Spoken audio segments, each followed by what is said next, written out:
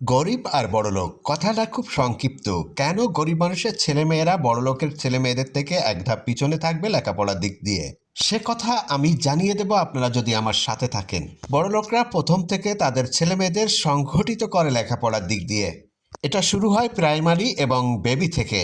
বাবা মা সময় দিতে না পারলেও টিউশনি মাস্টার দিয়ে সেটা ঠিক করা হয়, কেননা তাদের অর্থের কোনো অভাব নেই, এই জন্য মাস্টার ঠিক করতে কোনো সমস্যা হয় না। গরিব মানুষের ছেলে মেয়েদের প্রথম থেকে কোনো টিউশনি কিংবা ভালোভাবে কেয়ার করা হয় না বাচ্চাদের। তখন কোনো টিউশনি না লাগলেও বাবা মাদের ততটা খেয়াল থাকে না। যখন হাই স্কুল কিংবা কলেজ লেভেলে থাকে তাদের অনেক তথ্য এমনিতে আসে। একই ডিপার্টমেন্টে কিংবা কলিগ থাকে অনেক বেশি, তারা বড়লোক বিভিন্ন জায়গায় পরিস্থিতি থাকার কারণে বিভিন্ন কারণে তথ্যগুলো চলে আসে।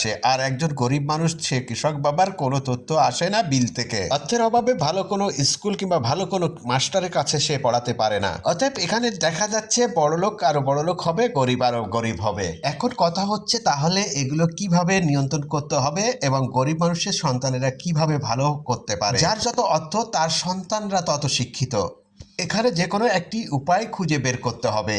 কত টাকা ব্যাংকে রয়েছে, কত টাকা অ্যাসেট আছে, এইগুলো হিসাব করে পরীক্ষার নাম্বার দিতে হবে, কয়টা টিউশনি সে করাচ্ছে। টাকার অনুপাতে নাম্বার কমবে এবং টাকা কম থাকার কারণে নাম্বার বাড়বে। একটি উপায় আছে, বিস্তারিত জানতে হলে আমাকে আরো সময় দিতে হবে। কথাগুলো হয়তো আপনাদের কাছে হাস্যকর হতে পারে, হাস্যকর হলেও আমার কিছু করার নেই। যার বাবার অর্থ বেশি পরীক্ষার শেষে সে হাসবে, আর যার বাবার অর্থ নেই তার বাবা কাঁদবে। এটাই নিয়ম, এই নিয়ম মানি না।